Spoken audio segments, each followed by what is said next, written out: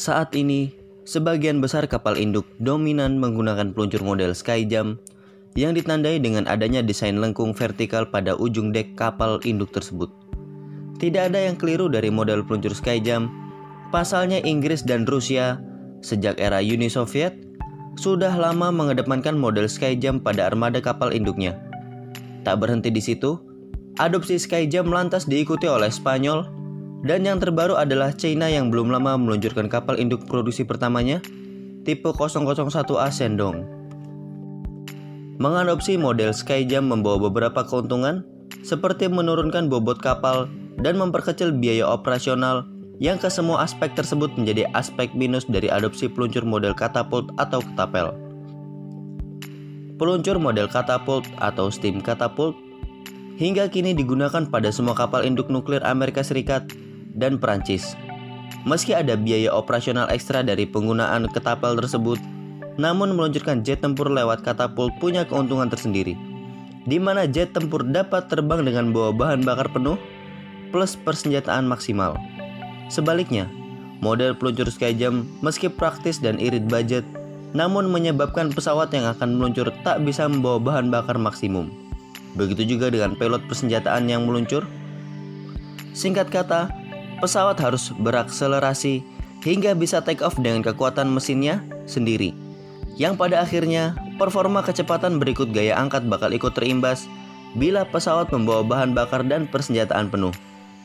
Adopsi Skyjam atau model katapult pada kapal induk berpulang pada doktrin penggerakan kekuatan udara di angkatan laut masing-masing negara. Seperti Rusia, lebih mengedepankan kemampuan pertahanan angkatan udara pada armada kapal perangnya.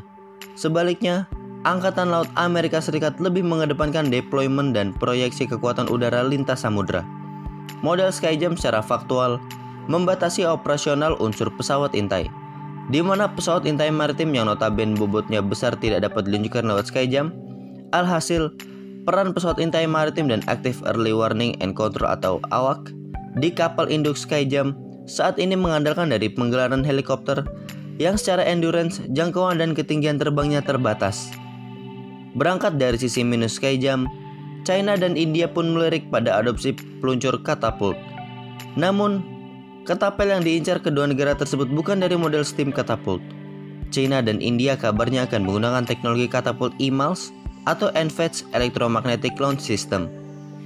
China yang tengah membangun kapal induk ketiga, gosipnya akan mengadopsi EMALS, di mana pada kapal induk ketiga nantinya dirancang dapat meluncurkan pesawat AWAC Xi'an KJ-600 lantaran punya bobot yang berat.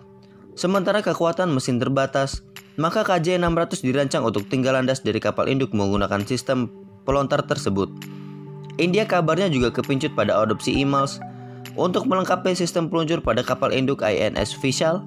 Kapal induk yang masih dalam tahap desain ini akan dibangun oleh Cochin Shipyard Limited dan diharapkan dapat diluncurkan pada tahun 2030 mendatang.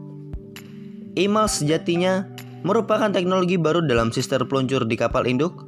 Amerika Serikat sendiri baru menerapkan EMALS pada USS Gerald R. Ford. EMALS dikembangkan oleh General Atomics khusus untuk Angkatan Laut Amerika Serikat. Meski pada prinsipnya masuk kategori katapult, namun yang digunakan bukan lagi piston uap melainkan linear induction motor. EMALS menawarkan sejumlah keunggulan, mulai dari biaya operasional yang lebih rendah sampai kemampuan dorong yang lebih besar dari sistem katapult. Sebagai ilustrasi, dengan panjang lim 91 meter, maka dapat melontarkan pesawat dengan bobot 45 ton dalam kecepatan 240 km per jam. Nah, bagaimana menurut kalian? Cukup sekian dulu video kali ini. Jangan lupa like, komen, share, dan subscribe channel S3 Militer agar kalian menjadi orang yang pertama mendapatkan informasi seputar militer.